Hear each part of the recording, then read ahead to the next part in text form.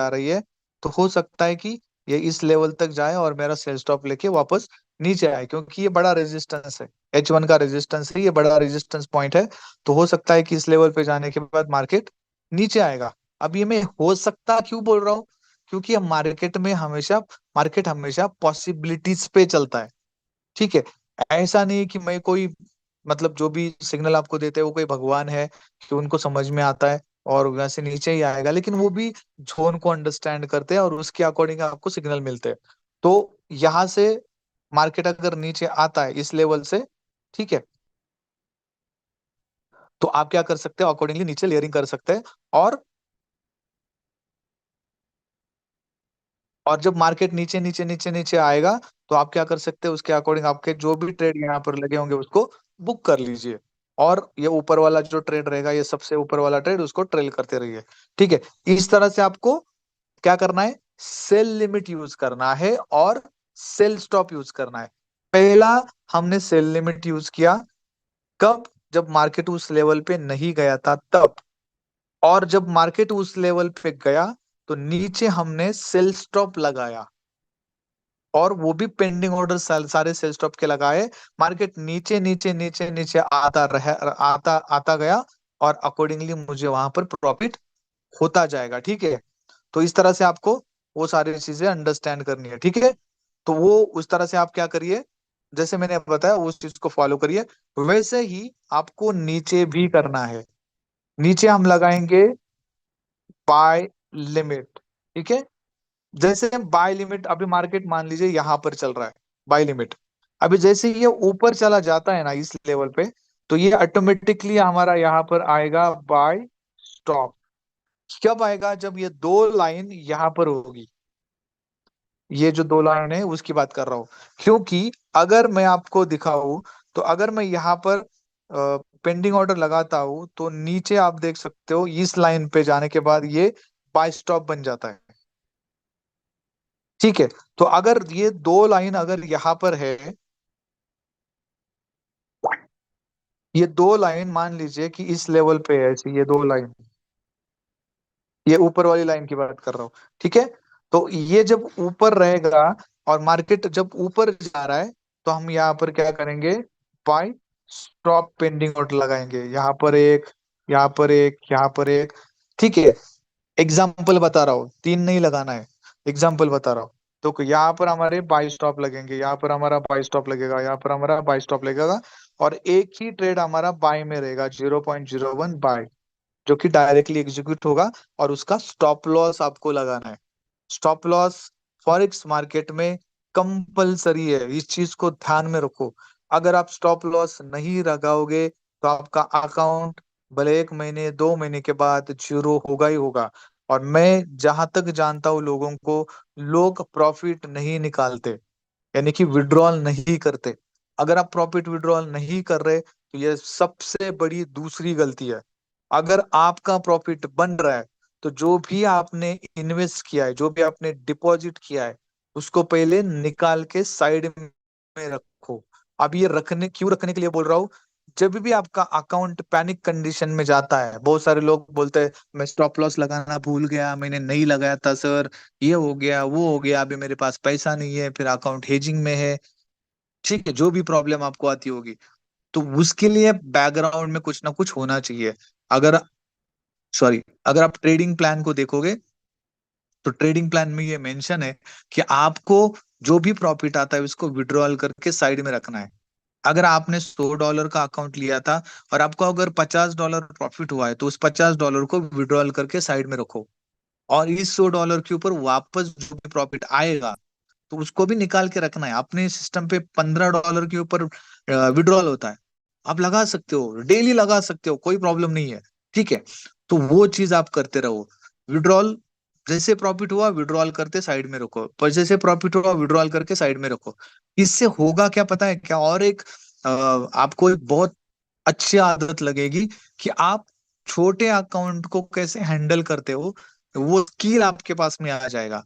बड़े अकाउंट को तो कोई भी हैंडल कर सकता है, जिसको नॉलेज नहीं है वो भी हैंडल कर सकता है। उसको सिर्फ लॉट साइज बताया जाए कि इतना ही लॉट साइज लगाना है, इसके ऊपर तुझे जाना ही नहीं है, तो वो भी अच्छा खासा प्रॉफिट बना सकता है बड़ी इक्विटी के ऊपर। मैं बात कर रहा हूँ छोटी इक्विटी की, ठीक है। तो अगर मेरे पास $10,000 है और मैं 0.01 से ट्रेड कर रहा हूँ, तो वो अकाउंट कहाँ पे खाली होगा? कभी भी नहीं होगा। अगर मैंने उसको बोला कि तुझे इतने ही लॉट लगाने हैं, वो भी पेंडिंग ऑर्डर लगाने हैं, तो कभी नहीं होगा, ठीक है। तो उस चीज को जब बड़ा अकाउंट होता है तब आप फॉलो करेंगे तो कोई प्रॉब्लम नहीं, लेकिन जब छोटा अकाउंट होता है तो आपको इस तरह से आप इस तरह से उसको फॉलो कर सकते हैं, ठीक है। तो ये दो ऑर्डर मैंने आपको बताए। वैसे तो मैंने आपको इनडायरेक्टली चारों के चारों पेंडिंग ऑर्डर्स बता दिए, ठीक है। नीचे लगता है बाय लिमिट, ऊपर लगता है सेल लिमिट। जब मार्केट उस सेल लिमिट को लेगी तब उसके नीचे लगता है सेल स्टॉप, और जब मार्केट बाय लिमिट को लेगी तो उसके ऊपर लगता है बाय स्टॉप। चलो मैं आपको इसके ऊपर थोड़ा सा ये करके दिखा देता हूं ताकि आपको अंडरस्टैंड हो, चाहे तो इसका स्क्रीनशॉट बाद में आप ले लेना, ठीक है। जैसे एग्जांपल है कि इस लेवल पे मार्केट है, ठीक है। ये है मार्केट, ठीक है, इस लेवल पे मार्केट है। तो यहां पर आपका लगेगा बाय लिमिट, ठीक है। ये बाय लिमिट हो गया। यहां पर आपका ऊपर लगेगा सेल लिमिट, ठीक है। तो बाय स्टॉप और सेल स्टॉप को हमेशा नीचे ही लगाना है क्या? तो नीचे का मतलब होता है जो भी करंट प्राइस आपको दिख रही है उसके नीचे सेल स्टॉप लगता है और उसके ऊपर बाय स्टॉप लगता है। अब ये बाय स्टॉप हम दो तरह से भी यूज कर सकते हैं। ये रेजिस्टेंस अगर टूट गया तो मुझे बाय करना है। क्या करना है? बाय करना है। तो आप ऊपर बाय स्टॉप लगा सकते हो, ठीक है। ऊपर बाप बोल रहा हूं मैं, जब मार्केट जब इस लाइन के ऊपर, ठीक है। और जब सपोर्ट को तोड़ेगा, ये जो सपोर्ट जहां पर हमने बाय लिमिट लगाया है उसको भी तोड़ के मार के नीचे चला गया, तो यहाँ पर हम क्या लगा सकते हैं? सेल स्टॉप लगा सकते हैं। ये दूसरा ऑप्शन है, ठीक है। टूटने के बाद, सपोर्ट और रेजिस्टेंस टूटने के बाद। लेकिन सपोर्ट और रेजिस्टेंस अगर देखा जाए तो ये बार बार टूटता नहीं है अगर बड़े टाइम फ्रेम पे जाते हैं तो। मार्केट साइडवेज जाता है, साइडवेज जाने के बाद फिर एक ना एक टाइम ऐसा आता है कि वो सपोर्ट और रेजिस्टेंस टूट जाता है, क्योंकि मार्केट हमेशा एक ही प्राइस पे या फिर एक ही जोन में नहीं रहेगी। वो चेंज होता रहता है। जैसे आप अभी देख रहे हो ना कि मार्केट ऊपर भी जा रहा है नीचे भी जा रहा है, तो कुछ एक ही नीचे के जोन ऊपर के जोन उधर ही खेल रहा है, ऊपर जा रहा है नीचे आ रहा है ऊपर जा रहा है। ये जोन कभी ना कभी तो टूटेगा, और जब टूटेगा तो हमारा वहां पर क्या यूज होगा? अगर ऊपर टूटा तो बाय स्टॉप, नीचे टूटा तो सेल स्टॉप। ऐसे भी आप दूसरे वे से यूज कर सकते हो, ठीक है। और जो ये इसको याद में रखना है, ठीक है। इस लाइन को, इसके लाइन के नीचे हमेशा आपको बाय लिमिट मिलेगा। लाइन के नीचे बाय लिमिट और क्या मिलेगा? Sell stop. और इसके ऊपर क्या मिलेगा आपको? हमेशा सेल लिमिट और बाय स्टॉप मिलेगा ऊपर। अभी आपको आपका थोड़ा सा लॉजिक यूज करके जब भी सिग्नल आता है तब आपको क्या करना है? उस तरह से ट्रेड करना है, ताकि हम क्या करें? हम फायदे में रहे, ठीक है। डायरेक्टली ट्रेड को एग्जीक्यूट मत करो, ओवर ट्रेडिंग नहीं करना है, बहुत सारे ट्रेड नहीं लगाना है। अकाउंट इसी की वजह से जीरो होता है। रोबोट मार्केट में सक्सेसफुल क्यों नहीं है? क्योंकि वो क्या करता है? एवरेजिंग करता रहता है, ऊपर ऊपर ऊपर ऊपर। वो बाय करेगा ही नहीं, वो सेल ही मारेगा, ठीक है। वो जैसे मार्केट ऊपर जाएगा तो उसको बाय करना चाहिए, लेकिन वो क्या करेगा? सेल मारेगा। जैसे जैसे ऊपर जाएगा लॉट साइज बढ़ता जाएगा और वो सेल मारता जाएगा। एक टाइम ऐसा आ जाएगा कि अकाउंट पूरा जीरो। जब तक मार्केट साइडवेज में है, साइडवेज मतलब ये साइडवेज, एक मिनट सॉरी, ये साइडवेज। जब तक मार्केट साइडवेज में है, आपको रोबोट को कोई प्रॉब्लम नहीं। लेकिन जैसे ही मार्केट साइडवेज को तोड़ दिया, आपका रोबोट जीरो हो गया, ठीक है। तो जो भी लोग रोबोट यूज करते हैं तो उनको क्या करना है? मार्केट को अंडरस्टैंड करके एक तो रोबोट को चालू रखना है या तो बंद करना है, ठीक है। ये ऑप्शन आप ले सकते हो आपके हिसाब के ऊपर। लेकिन हमारा मेरा मेरा तो कहना नॉर्मली यही रहता है कि रोबोट के ऊपर डिपेंड नहीं रहना है। जो भी हो मैनुअल ट्रेडिंग प्रॉपरली अंडरस्टैंड करके करेंगे तो इश्यू नहीं आएगा, कभी भी नहीं आएगा। तो बाय लिमिट, बाय स्टॉप, ये सारी चीजें आपको अंडरस्टैंड हो गई।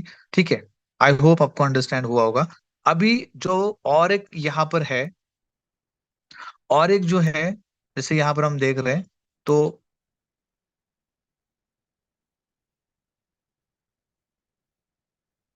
बाय लिमिट, उसके बाद में आया सेल स्टॉप लिमिट। इसका मतलब क्या होता है सेल स्टॉप लिमिट का? सेल स्टॉप लिमिट का मतलब ये होता है कि सेल, स्टॉप और लिमिट, यहाँ पर दो कॉम्बिनेशन है। मतलब क्या? जैसे आप यहाँ पर देख सकते हो ना, ये ऊपर जो रहता है वो हमेशा लिमिट रहता है, ठीक है, सेल लिमिट। और नीचे रहता है, आपको जैसे मैंने बताया, कि सेल स्टॉप। यही पे आप अंडरस्टैंड कर सकते हो, ठीक है। ऊपर क्या लिखा है? स्टॉप लिमिट प्राइस, यानी कि सेल लिमिट। वही है, कोई डिफरेंस नहीं है, सिर्फ नाम अलग दिया है। यहाँ पर ये है सेल लिमिट, और नीचे है सेल स्टॉप। अभी इसका कॉम्बिनेशन उन्होंने बनाया, सेल स्टॉप लिमिट। अभी ये वर्क कैसे करता है? ये वर्क ऐसे करता है, जैसे एग्जांपल बता रहा हूं आपको, कि मार्केट को एक ट्रिगर प्राइस दी जाती है, सॉरी, यहाँ पर जो सेल स्टॉप लिमिट है उसको एक ट्रिगर प्राइस दी जाती है। और ट्रिगर प्राइस देने के बाद क्या होता है कि मार्केट, एग्जांपल लेते हैं कि मुझे ऊपर से सेल करना है, मतलब इस प्राइस पे, एग्जांपल लेते हैं, इस प्राइस से मुझे सेल करना है, ठीक है। लेकिन कब सेल होना चाहिए? जब मार्केट किसी सेल स्टॉप लिमिट को या फिर सेल स्टॉप के प्राइस को हिट करेगा तब। जैसे एग्जांपल, बता रहा हूँ, मार्केट नीचे नीचे नीचे नीचे नीचे आ रही है, और ये मेरा सेल स्टॉप लिमिट का प्राइस है। अभी जैसे आपको यहाँ पर दिख रहा है ना, ये लाइन आई है ना, ये मेरा सेल स्टॉप लिमिट का प्राइस है यहाँ पर। जैसे ही ये सेल स्टॉप लिमिट का प्राइस हिट होगा, ऑटोमेटिकली यहाँ पर सेल लिमिट लगेगा। दोनों पेंडिंग ऑर्डर्स ही है, कोई ट्रेड एग्जीक्यूट नहीं हो रहा है। वो सिर्फ क्या करेगा, ये एज अ ट्रिगर प्राइस यहाँ पर काम करेगा, आपका सेल स्टॉप। सेल स्टॉप, जैसे ही सेल स्टॉप के पास प्राइस आएगी, ऑटोमेटिकली आपका ऊपर सेल लिमिट लगेगा। वैसे ही अपोजिट में है buy stop limit, it's a combination of buy stop और बाय लिमिट। लेकिन बाय स्टॉप क्या करेगा? ट्रिगर प्राइस का काम करेगा। जैसे ही इस प्राइस को मार्केट ने हिट किया, ऑटोमेटिकली आपका सेल लिमिट ऊपर लगेगा। और वैसे ही अपोजिट में क्या होगा, यहाँ पर आपका रहेगा बाय स्टॉप, ठीक है। इस प्राइस को अगर मार्केट इस तरह से, एग्जांपल लेते, हिट हो गया, ऑटोमेटिकली यहाँ पर लगेगा आपका बाय लिमिट। जो भी प्राइस आपने दिया होगा, मान लेते ये प्राइस है, तो यहाँ पर आपका ऑटोमेटिकली बाय लिमिट लगेगा। तो ये प्राइस क्या हो गया, आपकी ट्रिगर प्राइस हो गई। तो बाय स्टॉप लिमिट और सेल स्टॉप लिमिट, ये नथिंग बट बाय लिमिट और सेल लिमिट है। ठीक, को ज्यादा यूज नहीं करना है, ऊपर वाले चार जो होते हैं उसको यूज करना है। तो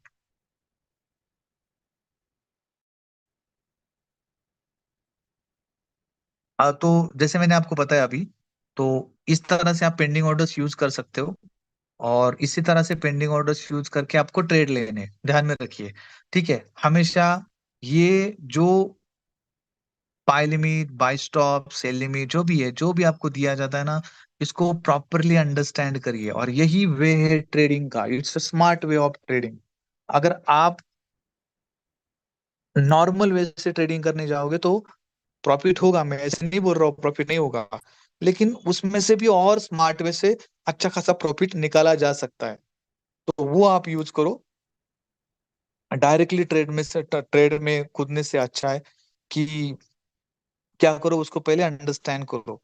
कोई भी हम नए जगह पे जाते हैं ना, तो किसी भी नए व्यक्ति से हम मिलते, हमारा बिहेवियर देखो, नेचर कैसे बिहेव करता है, हम नेचुरली वैसे ही बिहेव बिहेव करते हैं। किसी भी पर्सन से जब हम शुरुआत में मिलते तो डायरेक्टली ओपन नहीं होते। ओपन का मतलब बात नहीं करते ज्यादा, पहले उसको अंडरस्टैंड करते, उसका नेचर कैसा है, ये गुस्से वाला है नहीं है, उसको ये चीज पसंद आती है, उसको कॉमेडी पसंद आती है, मैं अगर उसका मजाक उड़ाऊं तो उसको पसंद आता है कि नहीं आता है, पहले हम अंडरस्टैंड करते हैं। ठीक है, बहुत सारे ऐसे लोग होते हैं कि जो डायरेक्टली एग्रेसिव होते हैं, डायरेक्टली किसी का मजाक कर दिया, उसको पसंद नहीं आया, झगड़ा हो गया। ये हमारा नेचर है। वैसे ही मार्केट भी है, तो उसी वे से आपको मार्केट के साथ ट्रीट करना है, उसको पहले अंडरस्टैंड करो। छोटा लॉट साइज, ठीक है। उसके बाद में स्टॉप लॉस भी लगाओ, रिस्क नहीं चाहिए। मतलब आगे वाले के नेचर को हम पहले अंडरस्टैंड कर रहे हैं। आगे वाला मजाक कर रहा है तो हम समझ रहे हैं इसको मजाक। अगर वो कर रहा है तो जब हम करेंगे तो वो भी पसंद आएगा। वो मजाक नहीं कर रहा है, वो सीरियस है, तो हम भी नहीं करेंगे। तो उस तरह से आपको मार्केट को भी अंडरस्टैंड करना है। मैंने ये एग्जांपल इसलिए देता हूँ आपके समझ में आए कि हमारे साथ जो भी नेचर मतलब बिहेव करता है वही इस मार्केट के साथ भी बिहेव करता है। कोई डिफरेंस नहीं है। जो हम अदर लोगों के साथ बिहेव करते हैं वैसे मार्केट भी बिहेव करता है। तो उसको अंडरस्टैंड करना बहुत इंपॉर्टेंट है, उसको पहले अंडरस्टैंड करना चाहिए। ठीक है। तो आई होप आपको ये समझ में आया होगा कि आपको ट्रेड कैसे करना है। और अकॉर्डिंग टू सिग्नल, जो भी सिग्नल आता हो सिग्नल को पहले एनालाइज करो। जैसे ही सिग्नल आता है ट्रेड नहीं लेना है, थोड़ा सा वेट करना है। वेट करने के बाद पेंडिंग ऑर्डर्स लगाना है। डायरेक्टली ट्रेड को एग्जीक्यूट मत करो। फिर वेट करते बैठो, ऊपर जा रहा है ऊपर जा रहा है नीचे कब आएगा। पैनिकनेस आती है, तो पैनिकनेस की वजह से बहुत सारे काम डिस्टर्ब होते हैं, तो वो चीज मत करो। ठीक है। ज्यादा करके पेंडिंग ऑर्डर्स को यूज करो। अगर ट्रेड मिस हुआ कोई प्रॉब्लम नहीं, मिस होने दो, कोई प्रॉब्लम नहीं। एक गाड़ी चली गई तो दूसरी आएगी, उसमें बैठ सकते हैं। तो ये चीजें चीजें आपको हमेशा फॉलो करनी चाहिए। तो आई होप आपको ये सेशन अंडरस्टैंड हुआ होगा। इसके अकॉर्डिंग अगर किसी का कुछ डाउट है तो 100% आप मुझे पूछ सकते हैं। ठीक है। इसी के रिगार्डिंग आपके डाउट होने चाहिए, इसी के रिगार्डिंग आपके क्वेश्चंस होने चाहिए। ठीक है। तो